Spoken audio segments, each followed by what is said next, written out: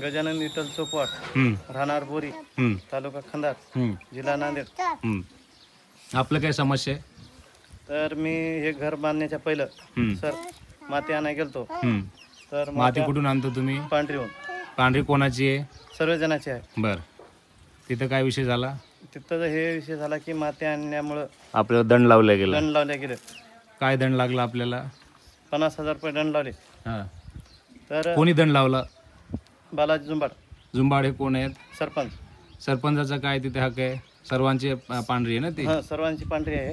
हां, तर आपल्या गरीब परिस्थिती त्यामुळे पैसे कुठून जमा केले मग एवढे दंडाचे? रुपये जमा करून ठेवते. बायकोच्या अंगावर दागिने केलेले ते विकून दिलेले आहे.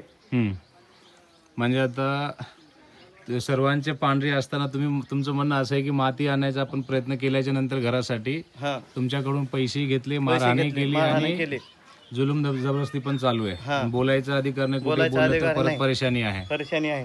बर, मग आता काय न्यायाची काय अपेक्षा करतोय तुम्ही? आता अपेक्षा काय करताय तुम्ही याच्यातून? गावाले कोण? बर, तुम्हाला न्याय पाहिजे याच्यामध्ये. आवाज कुठे उठवायचा प्रयत्न नाही केला की बाबा आवाज चुकीचं आहे म्हणून? मारहाण केली. म्हणजे तुमचं म्हणणं असं की त्याच्यासोबत गुंडे पण ठेवले, पाळीत गुंडे. बर, मारहाण बाईला वगैरे पण मारहाण वगैरे केली काय? 2 जीवाची होती तर पैसे पण नव्हते. ते दागिने विकून सारले केले, त्याचे पैसे दंड घेतले. तुम्ही काकू काय काम करता? म्हणजे बिबे फोडून हे तुम्ही 1-1 रुपया गोळा केलेले ते पैसे दंड म्हणून यांनी घेतले समजा काढून? बरोबर आहे का? बर, ठीक आहे. आता कशी आहे परिस्थिती? ठीक आहे का? अजून पैसे भेटले का व्याजाने? हे आपलं त्याचे 3 वर्ष झालं. लेकराच्या शिक्षणाचा काय प्रश्न आहे? 3 वर्ष झालं उकाल पडला नाही, तर अन्न खायला घरात नाही. ह्याच्यावर पर्याय काय करावं हेच चालू आहे आमचं. धीर धरा, असं काही निर्णय घेऊ नका. नक्कीच तुमचा न्याय मिळेल तुम्हाला याच्यातून काहीतरी. आपण नक्की जेवढं होईल तेवढं प्रशासनापर्यंत तुमच्या गोष्टी पोहोचायचा प्रयत्न करू. जर सार्वजनिक माती असेल तर हे रस्ता नाही, हे चिकोल घराला खेटून जाते पाणी. लेकरं बाळ शिकायला जातात. हे कसं असं करावं? म्हातारे आहे.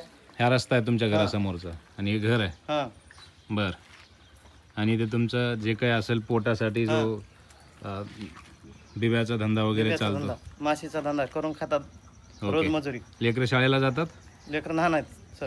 बर बर, ठीक आहे. काहीतरी नक्की ज्याच्यातून मार्ग काढता येईल.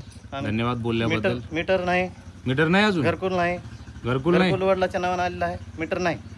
ओके, तुमच्या नावानं आलेलं नाही, पण वडिलांच्या नावाने मग कुठे बांधले तुम्ही? इथंच बांधले सर. इथंच बांधले. ओके, मीटर अजून नाही आहे? मीटर का नाही? अर्ज नाही केला मीटरसाठी? लाईट तर जवळच आहे. लाईट तर जवळच आहे. ग्रामसेवकला बोलल्यानं, लाईनमॅनला बोलल्यानं ते थकबाकी आहे म्हणले. तर मी म्हणलो थकबाकी आम्ही भरत नाही. कोणाच्या नावावर होतं मीटर? वडिलांच्या नावावर होतं. बर, आता वडील तुमचं आम्हाला स्वतः पाहिजे म्हणले सर. तर हे थकबाकी भरावं लागते म्हणले. अशी दंडी देऊन अजून मीटर नाही आम्हाला. तुमच्या नावाने नवीन अर्ज करायला पाहिजे होता, भेटायला पाहिजे केलं तर भेटत नाही म्हणाले. करा अर्ज. कसं नाही भेटत बघू? कोण आहे इंजिनियर त्याच्याकडे?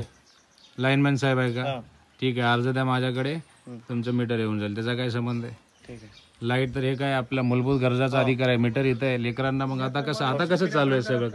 लोकांच्यातून लाईट घेतली सर. बर, म्हणजे लाईटीसाठी सुद्धा तुम्हाला तकलीफ आहे.